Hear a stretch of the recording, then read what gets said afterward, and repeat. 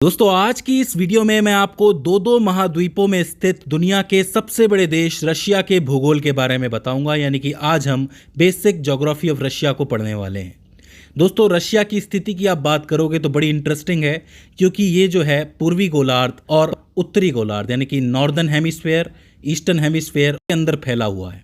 अगर आप इसके अक्षांश की यानी कि लैटिट्यूड की बात करोगे तो 41 डिग्री नॉर्थ से 41 डिग्री नॉर्थ से तक है, और अगर आप देशांतर की लॉन्गिट्यूड की बात करोगे तो 19 डिग्री ईस्ट से लेके 169 डिग्री वेस्ट तक ये जाता है। कहने का अर्थ है बिल्कुल पीछे तक घूम के जाता है। बहुत ही बड़ा एरिया है। इतना बड़ा एरिया होने की वजह से मैं आपको बता दूं कि लगभग 11 टाइम जोन्स यहाँ चलते हैं। यानी रशिया से 11 प्रमुख देशांतर रेखाएं निकलती हैं, तो यहाँ 11 समय क्षेत्र हो जाते हैं। मतलब यहाँ 11 तरीके से घड़ियाँ चल रही होती हैं। जैसे कि इस वक्त अगर लंदन में रात के 12 बज रहे हों तो रशिया के इस हिस्से में 2 बज रहे होंगे, इस हिस्से में मॉस्को वाले में 3 बज रहे होंगे, इसमें 4 बज रहे होंगे, फिर 5, 6, 7, 8, 9, 10, 11, 12। तो आप देख सकते हो कि कितना डिफरेंस है। एक ही देश में 11-11 घड़ियां चल रही हैं। अब अगर आपको टाइम जोन समझना है कि कैसे 1 बजते हैं कहीं पे, कैसे 12 बजते हैं, तो ये वीडियो देख लो, आपके लिए हेल्पफुल साबित रही होगी। और अगर आपने ये वीडियो देख रखी है तब तो कोई दिक्कत आपको होगी ही नहीं। अगर हम इसके क्षेत्रफल की बात करें तो इसका पूरा क्षेत्रफल लगभग 1,70,98,246 वर्ग किलोमीटर में फैला है। जी हाँ, दुनिया का सबसे बड़ा देश है ये। इस हिसाब से देखोगे तो भारत से लगभग 5-5.25 गुना ज़्यादा बड़ा है ये। अगर हम पहले इसके भूगोल की बात करें तो रशिया एक ऐसा देश है जिसके उत्तर में आपको आर्कटिक महासागर मिलेगा और पूरा आर्कटिक सर्कल मिलेगा। यानी कि जो नॉर्थ पोल का इलाका है वो यहाँ पे आता है। यही कारण है कि ये एरिया पूरी तरह जमा रहता है। पूर्व में आप देखोगे ईस्ट की तरफ तो आपको मिलेगा प्रशांत महासागर, पैसिफिक ओशियन, और पश्चिम में वेस्ट में देखोगे तो आपको बाल्टिक सागर देखने को मिलेगा। रूस की जो दक्षिणी सीमा, जो साउथ वाली सीमा आपको दिख रही है, यहाँ पर आपको काकेशस पर्वत मिलेंगे नीचे की तरफ। उसके बगल में आपको कैस्पियन सागर, जो कि कैस्पियन झील भी कहलाती है, वो मिलेगी। कजाकिस्तान देश मिलेगा, मंगोलिया देश मिलेगा और चीन देश मिलेगा। तो ये इसकी दक्षिणी सीमा है, याद रख लेना। काकेशस पर्वत, कैस्पियन सागर, कजाकिस्तान, मंगोलिया और चीन। रूस के इस हिस्से में आपको यूराल पर्वतमाला देखने को मिलेगी, यूराल नदी देखने को मिलेगी और कैस्पियन सागर देखने को मिलेगा। अब इसके इस तरफ वाला वेस्ट वाला जो एरिया है वो यूरोपीय रूस कहलाता है, यानी कि यूरोप के साइड वाला रूस कहलाता है। यूरोप की संस्कृति यहाँ आपको ज़्यादा देखने को मिलेगी। वहीं अगर आप पूर्व की तरफ देखोगे तो यहाँ पर आपको एशियाई रूस देखने को मिलेगा, यानी कि जो एशिया की संस्कृति है वो इस एरिया में आपको ज़्यादा देखने को मिलेगी। तो यह बात आपको याद रखनी है कि यूराल पर्वतमाला के पश्चिम की तरफ तो आपका यूरोपीय रूस है और पूर्व में क्या है, एशियाई रूस है। हाँ, एक बात जरूर ये है कि रूस के जो ज़्यादातर लोग हैं वो खुद को यूरोपीय सभ्यता का हिस्सा मानना ज़्यादा पसंद करते हैं बजाय कि एशिया की। मतलब वो खुद को एशियाई नहीं मानते हैं, वो खुद को यूरोपीय ही मानते हैं ज़्यादातर। अगर आप रूस के पश्चिमी साइड में देखोगे तो आपको बेलारूस, लातविया, फिनलैंड, एस्टोनिया और फिनलैंड की खाड़ी देखने को मिलेगी। रूस के पूर्व में जाओगे तो यहाँ आपको बेरिंग जलडमरू मध्य, जो एक स्ट्रेट होता है, पानी का एक पूरा रास्ता होता है। इसके अलावा बेरिंग सागर देखने को मिलेगा, ओखोत्स्क सागर और जापान सागर देखने को मिलेगा। तो याद रखना, बेरिंग सागर, ओखोत्स्क सागर और जापान सागर तीनों एक ही जगह पे हैं, पूर्व की साइड में। अच्छा, रूस का एक हिस्सा है जिसका नाम है कैलिनिनग्राद। कैलिनिनग्राद ये जो है आपको थोड़ा वेस्ट में देखने को मिलता है, सबसे पश्चिमी हिस्से में, और ये जो है आपके लिथुआनिया और पोलैंड के बीच में स्थित है। ये हिस्सा याद रखना, लिथुआनिया और पोलैंड के बीच में है कैलिनिनग्राद। अच्छा, रूस का जो पूर्वी भाग है जो बेसिकली एशिया में आता है वो सारा का सारा साइबेरिया के अंदर समाहित है। इस बात को याद रखना, ये बहुत इंपॉर्टेंट लोकेशन है साइबेरिया की। तो पूर्व वाला हिस्सा आता है। अगर आप इसके दक्षिण में देखोगे तो यहाँ आपको मोड़दार पर्वत देखने को मिलेंगे, उनका विस्तार देखने को मिलेगा। जो काकेशस पर्वत श्रृंखला है, इसका विस्तार मैंने आपको बताया था, ये आपको काला सागर और कैस्पियन सागर के बीच में देखने को मिलेगा। मतलब इसके एक तरफ काला सागर है और दूसरी तरफ कैस्पियन सागर है। तो ये भी इंपॉर्टेंट है। अगर आप रूस के पूर्वी क्षेत्र में आ जाओगे तो यहाँ पर आपको मिलेगा कमचटका प्रायद्वीप। इसके बारे में मैं आपको पहले बता चुका हूँ अलग वीडियो में। ये जो प्रायद्वीप है ये ज्वालामुखियों का घर माना जाता है और ज्वालामुखियों से यहाँ की जो स्थलाकृति है बहुत ज़्यादा प्रभावित भी है।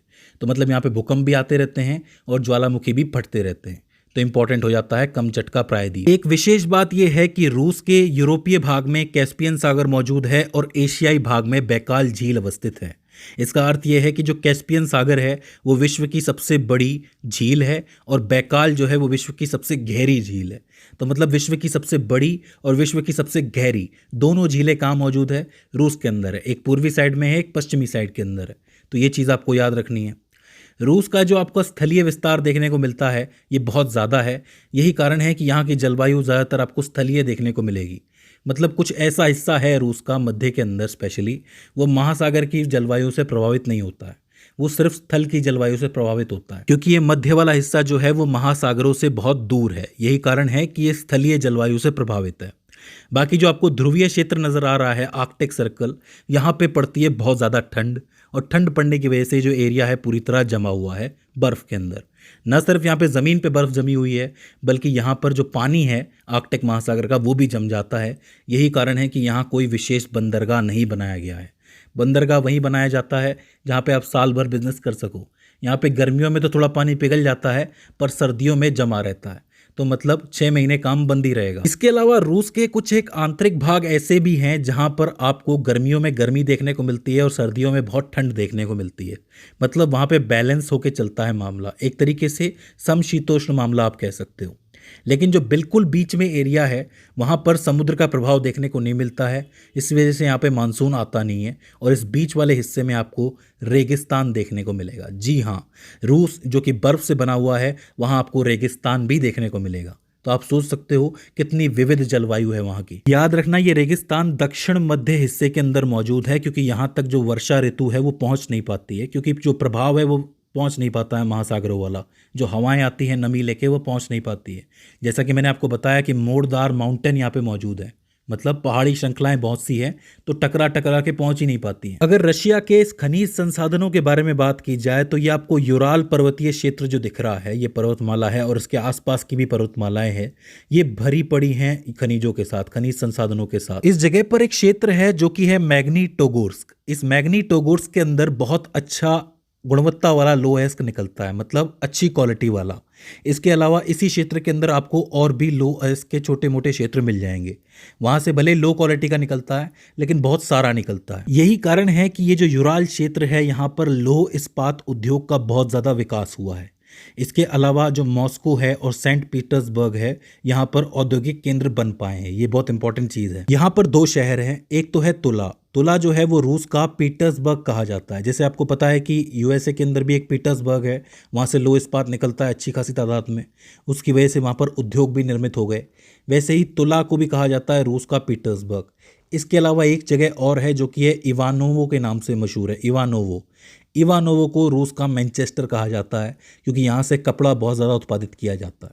तो ये दोनों ही जगह इंपॉर्टेंट हो जाती है, आपको याद रखनी है। एक बात याद रखो कि रूस में ऊर्जा के जो महत्वपूर्ण स्रोत है उसमें कोयला और पेट्रोलियम शामिल है। अगर आप कोयले की बात करोगे तो कुजेस्क बेसिन, पूर्वी साइबेरिया और यूराल क्षेत्र तथा मॉस्को का उपबेसिन, इस एरिया के अंदर बहुत ज़्यादा कोयला पाया जाता है। वहीं अगर आप पेट्रोलियम और प्राकृतिक गैस की बात करोगे तो यूराल वोल्गा क्षेत्र, एजोव काला सागर क्षेत्र और पश्चिमी साइबेरिया क्षेत्र, इन जगह पे आपको पेट्रोलियम और प्राकृतिक गैस मिलेगी। तो कोयला, पेट्रोलियम और प्राकृतिक गैस अच्छी खासी तादाद में साइबेरिया के अंदर पाए जाते हैं, तो ऊर्जा के लिए बहुत अच्छी जगह हो जाती है ये। इसके अलावा इसी क्षेत्र के अंदर आपको लोहे, मैग्नीज और बॉक्साइट के विपुल भंडार देखने को मिलेंगे। मतलब वहाँ पे बहुत सारा सीधे तौर पे आपको लोहा, मैग्नीज और बॉक्साइट मिलता है, तो अच्छा खासा तादाद यहाँ मौजूद है। परिवहन की बात करोगे तो यहाँ का रेल मार्ग, जल मार्ग और वायु मार्ग, इन तीनों का विकास जो है वो अच्छी तरीके से हुआ है। यहाँ जितनी भी नदियाँ बहती है अंदर ही अंदर, उनको जल मार्ग बनाया गया है, क्योंकि जाहिर सी बात है इतना बड़ा है तो जलमार्ग जो है अच्छा खासा बड़ा बन जाएगा। यूराल नदी है और भी कई नदियां हैं जिनके ऊपर जलमार्ग बना हुआ है। एक बहुत ही इंपॉर्टेंट जगह है जिसका नाम है मरमांस्क। ये मरमांस्क जो है एक पतन है या फिर बंदरगाह जिसको आप कह सकते हो, ये आर्कटिक महासागर के तट पर मौजूद है। ये रूस का एकमात्र बंदरगाह है जो साल भर खुला रहता है, क्योंकि इस जगह पर उत्तरी अटलांटिक महासागर का पानी आता है। ये जो पानी होता है ये गर्म होता है, तो ये जो गर्म पानी है ये ठंडे पानी को बर्फ़ नहीं बनने देता है। यही कारण है कि यहाँ का पानी साल भर पानी ही बना रहता है, बर्फ़ नहीं बनता है। तो इजीली आप इसके अंदर जहाज़ बना सकते हो। तो रूस के लिए बहुत ही इंपॉर्टेंट बंदरगाह इसको माना जाता है, तो इसे ज़रूर याद रखना। इसके अलावा जो पूरा मॉस्को है उसको 5 सागरों का पतन कहा जाता है। पतन का अर्थ है बंदरगाह कहा जाता है, जिसमें नदियों और नहरों द्वारा कैस्पियन सागर, काला सागर, बाल्टिक सागर, लाडोगा झील और श्वेत सागर डायरेक्ट जाती हैं। मतलब मॉस्को से निकलते हैं जहाज जो इन नदियों के माध्यम से इन सागरों में जाते हैं और सागरों से महासागरों में जाते हैं। तो जो पूरा मॉस्को है एक तरीके का बंदरगाह बन जाता है, पतन बन जाता है, तो इसे याद रखना है। इसके अलावा यहाँ का जो रेल मार्ग है जिसको ट्रांस साइबेरियन रेल मार्ग कहा जाता है, वो विश्व का सबसे लंबा रेल मार्ग है। अब रेल के मामले में रशिया बहुत आगे है, ये बात बताने की ज़रूरत नहीं है। ये जो ट्रांस साइबेरियन रेल मार्ग है ये पूर्वी रूस को पश्चिमी रूस से जोड़ता है। तो आप सोच के देख सकते हो कि पूर्वी रूस है आपके एशिया के अंदर और सीधा पश्चिमी रूस है आपका यूरोप के अंदर, तो दो महाद्वीपों को जोड़ता है ये, तो बहुत ही इंपॉर्टेंट है। ये जो रेल मार्ग है ये बेसिकली सेंट पीटर्सबर्ग से शुरू होता है, इस बीच ये मॉस्को को पार करता है जो रूस का सबसे बड़ा रेल जंक्शन है। इसके अलावा बैकाल झील को पार करते हुए जाता है और प्रशांत महासागर के तट पर स्थित है व्लादिवोस्टोक बंदरगाह। ये एक बंदरगाह है व्लादिवोस्टोक, वहाँ तक ये जाता है। इस बीच ये जो प्रमुख औद्योगिक क्षेत्र हैं रूस के उनको आपस में जोड़ देता है। तो बहुत ही इंपॉर्टेंट इसे माना जाता है औद्योगिक दृष्टि से भी और वैसे भी रेल की दृष्टि से भी। तो ये हो जाता है बेसिक भूगोल। तो दोस्तों मुझे उम्मीद है कि इस वीडियो से आपने कुछ ना कुछ नया ज़रूर सीखा होगा और ये वीडियो आपके लिए हेल्पफुल साबित रही होगी। अगर इसके बाद भी इसके अंदर आपको कोई क्वेरी आती है, कोई दिक्कत आती है, तो आप हमें कमेंट सेक्शन में बता सकते हैं। तो दोस्तों आज की इस वीडियो के अंदर बस इतना ही। See you in the next one.